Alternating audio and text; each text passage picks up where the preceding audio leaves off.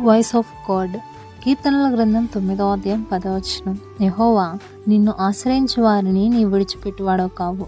Psalms 9:10. For you, O Lord, have not forsaken those who seek you.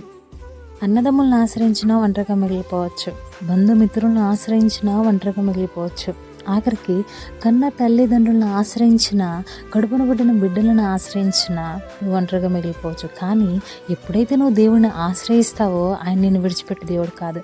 కష్టకాలం ముందు తన ముఖాన్ని మరుగు చేసుకున్న దేవుడు కాదు మన దేవుడు. బైబిల్లో అనేక సార్లు ఇశ్రాయేల్ ప్రజలు పాపం చేసి దేవునికి దూరమైనప్పటికీ నువ్వే దిక్కుని ప్రార్థన చేసినప్పుడు దేవుడు వారి ప్రార్థనలు ఆలకించాడు. వారి యొక్క వ్యాధుల నుంచి, బాధల నుంచి, కష్టాల నుంచి విడుదల కలిగించాడు.